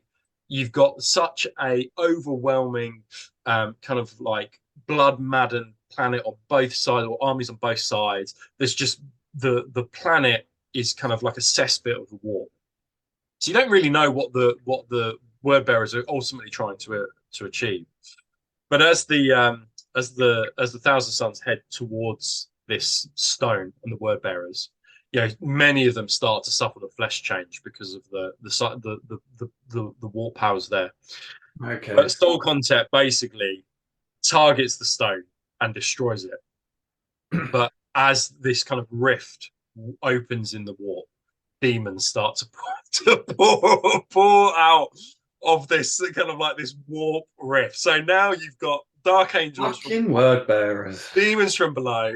You've got the word bearers, you've got all the Shattered Legions, you've got Sons of Horus, and basically Cthonia at this point is just tearing each other apart. And you get the sense that this is like there is going to be a climax here of kind of ungodly proportions. So cut back to the Dark Angels. So what we do know, and what you said before, Lee, was that the Dark Angels have been tasked with destroying all traitor planets. So we know that New Syria was killed by them or destroyed. We know that Barbarous was destroyed by them as well. And you get the sense that the Dark Angels have come along with the Dreadwing. The Dreadwing kind of protocol has been enacted to come and destroy this planet. But you don't really know whether this Deus Ex Machina kind of Dark Angels, they're going to support the Imperial Fist and support the war, or they're just going to nuke the fuck out of the planet completely. So their motivations aren't really known.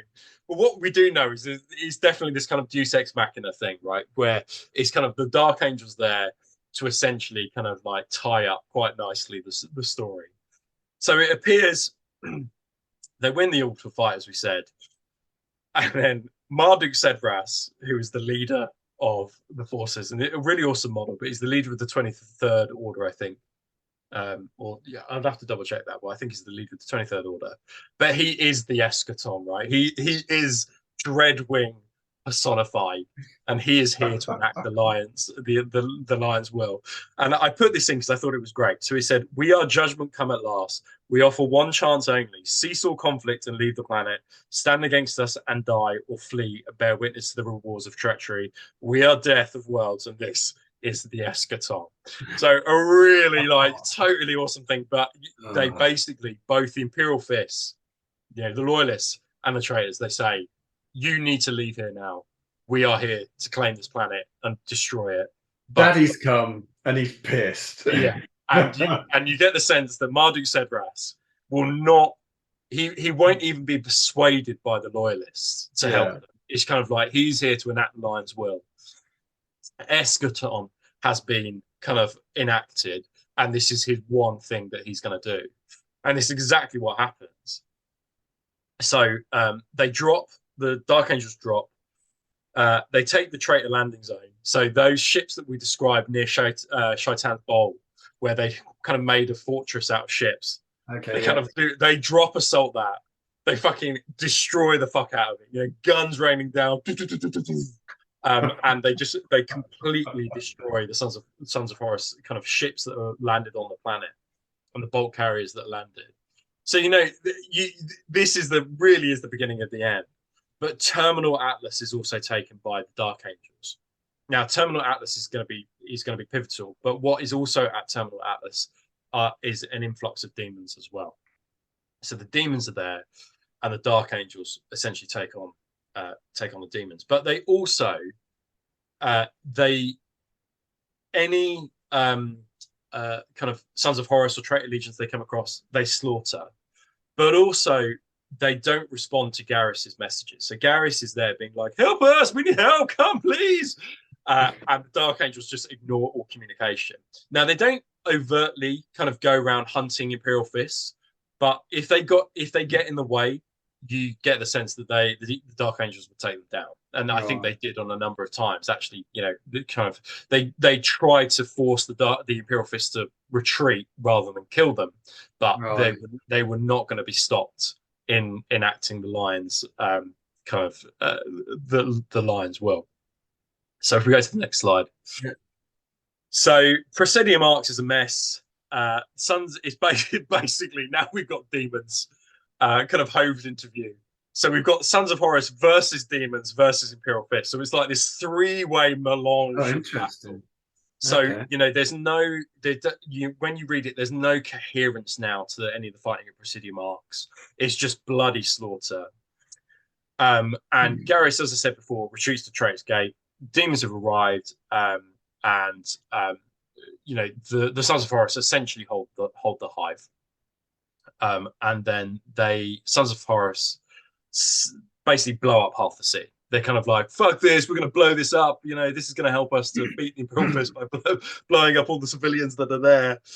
And the Dark Angels refuse to kind of support the Imperial Fists, given the fact that the Sons of Horus have now taken Traitor's Gate. But at Atlas, what they've been doing is that they've been boring deep down into the planet. So they've been boring into the planet with the, you know, mechanicum drills or whatever, and they plant explosive devices. You know, nuclear warheads, I guess, would be the thing, and they plant it in the center of the planet or deep down into the crust of the planet. And the Dark Angels just fuck off. They go back up in their Storm Eagles, their Thunderhawks, or they kind of, you know, the opposite of Deep Strike. They get sucked back into the warp onto their ships. But what is really cool is that Atlas, they basically leave behind Castellax. So these automata, which are described as the Black Watch, and the Black Watch are basically there to stop anybody from getting to those explosives. So they're just automata. They're just robots. And because they've been left, there's no Dark Angels there any longer. They just go into program behavior mode.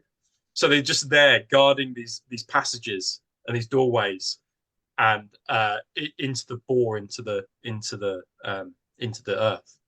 And they do this. Or that's exactly what the Dark Angels Eschaton do. So if they want to blow up a planet, they'll drill down into it, plant their explosives, and then in order that nobody can get to it, they then leave the automata there. And this automata is called the Black Watch. So they're obviously, they will be destroyed. They're sacrificial. Yeah. So if we go to the next slide.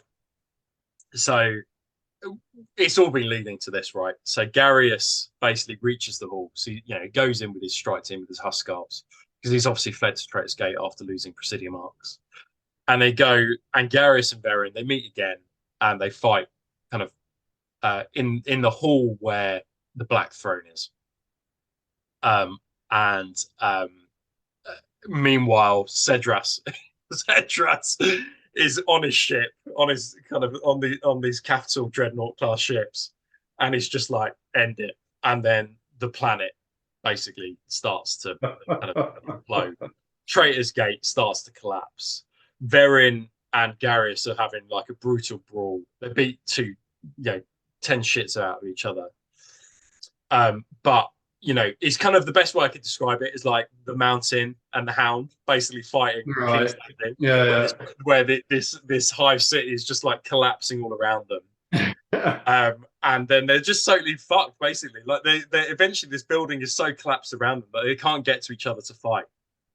So Verin escapes. He's kind of saved by Reavers, and Saul Contet saves Garrus. He kind of like comes in for the warp. So he did manage to survive the kind of like the demon incursion, saves him and takes him away. But Cthonia is just fucked. That's it. That is literally the end of the Chthonian campaign. The Dreadwing, led by Marduk Sedras, blows it to fuck. The forces that are there, some have managed to escape, like Verin and Garrus or whatever. Some of the, but on Thunderhawks or Stormbirds or whatever, but not many do. It's been a disaster from all points of view, and Cthonia is just blown to fucking smithereens. And if we go to the final slide, Yeah, go on. so basically, and that's it. That's the end of the campaign. They lost so many legionaries. A whole planet was destroyed. Cthonia gone. Demon incursions on it. And you get this kind of like ending about almost like beyond the Horus Heresy in the Siege of Cthonia book at the end, about the kind of like the two characters and what happens. And I thought this was great. And with Verin, he's described and has this kind of dubious honor of being the last Chthonian to set on Cthonia. He was the last one off of it, saved by his men. And in the wars that happen after, he's always marked as the last Chthonian on Cthonia. Right. And then Garrus is really interesting. So basically, the Mechanicum and wily arts of the Thousand Suns basically heal him up. But he's like half robot, half held together by flesh, half held together by the warp. Right. But what you find is that Garrus and Saul Contet kind of pop up in the wars post Horus Heresy. Okay. And they kind of travel together, and they appear at places like Colchis and Zana too, in order to kind of like bring down these bastions of the traitors. In order to they're still trying to find retribution. So this Saul Contet, who was scorned right at the start of the kind of like that 7-year kind of process of retaking Cthonia. Eventually, and part of this will be down to the fact that he saved him. They're both looking for redemption. Redemption in the eyes of his father for Garrus, and redemption in the eyes of, I guess, the Emperor and the Imperium for the Thousand Suns. Yeah. But they're joined together, and they crop up at key kind of like wars in the future. That's interesting. I like that. And if we go to the last slide, that is the end of the story of the Siege of Cthonia. So, and you can really see, I mean, I feel really strong. It'd be great if they could make a book, like a proper. I feel like they kind of already have done it, though. That's the trouble. There is, as you say, I mean, this has been going on for like an hour and a half, right? And we've gone through this in loads of detail. And this is just like scratching the surface. What we haven't talked about, for example, is the fight between the lieutenants. And we mentioned them, Rove and I think it's Adaras but the lieutenants of Garrus and Verin, because they basically have a throwdown. And we haven't talked about that. So there's loads of details in there. But I think from my perspective and from what listeners, have heard, not only have we got new rules in this book for inducti or whatever, but I actually think the best part of this book was actually the story, the backstory behind it. And I think it's a great platform if you want to create any forces, be it traitor or loyalist, and theme them around that. Because it's just fucking cool, isn't it? I mean, the Eschaton coming in, fucking up the planet, and you can really see a Dark Angel's force with, automata called the Black Watch or whatever. I think that's really cool. So yeah, I mean, what did you think of the story? Now you've heard it in its entirety. Like I say, I've pretty much read up to the bit where the inducti reappear and take the big elevator thing, whatever it's called. Yeah. So there's two things I really enjoy about this. The first is like the whole reason the Sons of Horus went back was because it was the veterans who saw it as like a slight on their honor that Cthonia was taken by Imperial fists, and so they're worried about their legion going down this rabbit hole, and they want to retain some links to Cthonia and the honor, the old warrior way. And basically, because they are traitors, it just turns into a big demonic shitstorm. Yeah, exactly right. There's no getting away from it. Monumental clusterfuck of, look, you're traitors. Like, you are going one way. You're not going to retain any of what your legion used to be. Yeah. You're all going to be demonic fuckwits because that's just the pact you've chosen. So I really love that idea of, the whole reason they went back was for their honor, and actually it just turns into a fuckfest. And they lose Cthonia, right? I mean, and then they end up losing Cthonia. But which brings me on to my second point, is I love the fact that the Dark Angels, I love the Dark Angels. They're probably one of my favorite legions. I collected Dark Angels when I played 40k, and I've collected Dark Angels in the Heresy, and I've always loved the fact that they are the first legion. They get all the shit. They're basically the ones that the Emperor goes back to time and time again. The wolves can claim that they're, we're the executioners and this and that and blah blah blah. But the Dark Angels are the Emperor's boys, and they're the ones that, if anything's going southward, the Emperor calls on the Dark Angels. Absolutely. And I feel like in a lot of the Heresy books, the Dark Angels just came across as being a bit fucking useless and just not really that cool. So just like you say, like, we have come and we're just here to fuck shit up. Like, I just love it. I think the other thing, as you say, as of the First Legion, you get a sense from them that both the Imperial Fists and the Sons of Horus, they just treat with disdain. They won't even support the Imperial Fist. They'll try and not kill them, but they're just like, we're the First Legion. We've done terrible war crimes in the past. Yeah. We are better than every single other one of you. And of course, Marty Segdrak is one of the OG. He was there at the beginning. One of the oldest ancients of war that there are. And I mean, like, with the original Dark Angels, they were I can't remember quite what it is, but essentially the Emperor gave like a little bit of his psychic protection into their brains. So every original Dark Angel, and essentially had to stop doing it because he couldn't just keep doing it. Yeah. Because he lost a bit of his like psychic ability or something whenever he did it. Yeah. But these are like the absolute like OG of war crimes. Like, these were the guys that killed the what were the guys called that the Emperor had before? The Rangdan. No, before he had the Space Marines. They killed the Thunder Warriors. The Thunder Warriors. I mean, these are the guys that killed the Thunder Warriors. Like, fucking get rid of them. Absolutely. Like, the ultimate fucking badasses. It's really cool. I love it. I love that there's that element of. Yeah, because I do feel like not all the Heresy books, but some of the Heresy books, the Dark Angels just look like fucking idiots, unfortunately. So, not in this one though. Yeah, I'm a big fan of that. Yeah, cool. So hopefully everyone's enjoyed this, and we will do more coverage on the Siege of Cthonia. There's lots to do for us. Like, we need to go through the Zone Mortalis rules. We've got lots of tactical videos for the Patreon to be able to create. Particularly, we'll revisit Legion Inducti. But if you are somebody who kind of picked up the book, hasn't read the story yet, but has read the rules, we urge you, after listening to this, go back, have a read of the story, because it's so cool. And it's just everything that the Heresy is about. And with that, I think we should go to our roll of honor, I think, Lee. Yeah, so it's getting bigger and bigger, isn't it? Yeah, we've got 53, 52 top tier patrons in there. And you can be one. Yeah, so like we said at the beginning, we obviously have our Patreon. I can't remember what it is off the top of my head, but go to Patreon and Google Heresy Hammer and you will find it.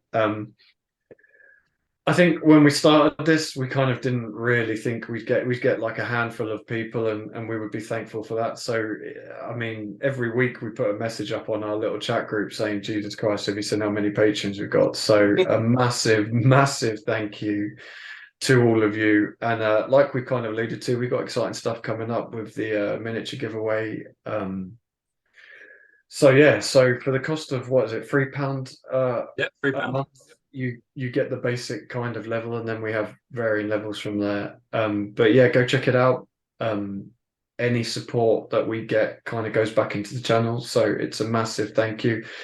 It allows us to keep putting on events because we use the money to buy terrain and take mats and all the stuff that goes into that. So massive, massive thank you. And on that note, these are our top level patrons. So in no particular order, we have Stephen Daniel, Gareth Morris, Jack Stillwell, Lewis Hibbins, Mark Gallagher, Unexplained Miniatures, Matt Fuller, Ethan Brawl, Big T Painting, Callum Falcus, Clayton Unruh, WH Black Panzer, Craig the Celt, Kevin Abramoff, Let's go. Brooks, Nicholas, Drax, Andrew G, James Stalker, that guy Lazar, David Walker, Patrick Greenstreet, Mike Dorset Wolf, Richard Willis, Tom Hayward, Neil Atherton, Ben Robinson, Walter Cook IV, Ben Ide, Gorkro, Lupercalia X, John McCardle, Thomas Silverstone, Saigon Sadler, Chris Levitt, Julian, Mark Ainsworth, Dale Barrett, Kerry Love, aka at Lorga 42, Alex Robinson, Tom Spear, Hammer and Nails 40k, Richard Harris, Chthonic Waterbeast, Daniel McClelland, Simon Whitehouse, Peter King, Ashley Bowley, Pete Day, Al, Randy Overland, Igor Povolotsky, and Bradley Sluts. And if I've mispronounced your name, I apologize profusely. Like I say, massive thank you. Like, I don't think we'd still be doing this without the patrons, because it was costing us quite a bit of money, wasn't it? I mean, not to keep going on about it, but there are a lot of costs that go into this. Even just paying for being able to film and record costs us money. So yeah, huge thank you to you guys. And if you're interested in our Patreon, go check it out. And then we just got to go out with our final three sponsors. And we've got Yeah, a so at the end as well. shout out to Cryptic Cabin. Big thank you to them. They gave us some cool prizes for my last event. So massive thank you for that. Gave some painting brushes and some cases to the winners of the favorite armies. And they also gave out a free what was it? Use of their table use. Yeah, that was massive. per person. So that was like 10 quid's worth per person who Yeah, turned up. amazing. So huge shout out to them. Thanks to them. Go check them out. If you want to buy anything from Cryptic Cabin, use our link in the show notes. But yeah, thanks to them. And thanks to Beowulf, who actually made an appearance at my last event and set up a table. So it was nice to finally meet him. So if you want any awesome 3D bits printed, go check out beowulfminiatures.com, or he is on Instagram at Beowulf Miniature Printing, and on Facebook. So go check him out. Massive thanks to him for coming to the last event. And then we have, oh, is this a new one, is it? New one, yeah. So this is Curtain Games, and I've got in contact with them recently. So we'll be finding out about Curtain Games a bit more as the kind of the episodes progress and over the coming weeks, and we'll put a link into their store. So they decided to sponsor us. So they know John, because I think it's a relatively local gaming club to him, Okay. and they kind of John put them onto us, and we're really glad to have them on board. So thanks ever so much. I think we've got maybe one, or if not none, slots left in terms of our Patreon for our advertisers and kind of supporting our channel. So thanks ever so much to Curtain Games. We'll put a link in the bio below. But if you are in Devon and you live near them, go and check them out. Go and from my understanding, I think they do some really cool events. So definitely worth checking out. Cool. And did we mention Data 3D? I can't remember. Yeah, well, I think we did right at the start, but we can mention Gate 3D as well. Okay, yeah, just another shout out to Gate 3D. He gave a Moritat miniature to every person who came to my last event. So massive thank you to him. Go check him out as well, Gate 3D. So Great, yeah, awesome. great prints, awesome prints, high quality prints. And then check us out. Keep doing the hashtag Heresy Hammer on Instagram. It's awesome seeing all your pictures. Even if we don't get around to putting you up on the show, we definitely check you out. So please keep doing that. A like and a subscribe and a share or a comment is massively appreciated on the YouTube video. It gets us out there and gets other people seeing what we're producing. If you want to send us a message, send it to heresyhammer30k@gmail.com. I think we've got a fuckload of lists that need. Yeah, we do. I apologise to those people whose list we have. Like, there's just so much content and so little time. We will. I can assure you, we will. But if you send a question or a list, we will get back to you. It might take us a little while. There's like 150 unread messages on there at the minute, but we will get back to you. And check out Heresy Hammer on Patreon for the varying levels we have on there. Come check it out. And any help is massively appreciated. So thank you very much. That's the goodbye from me and goodbye from me from too. Rob. Cheers, guys. Bye now.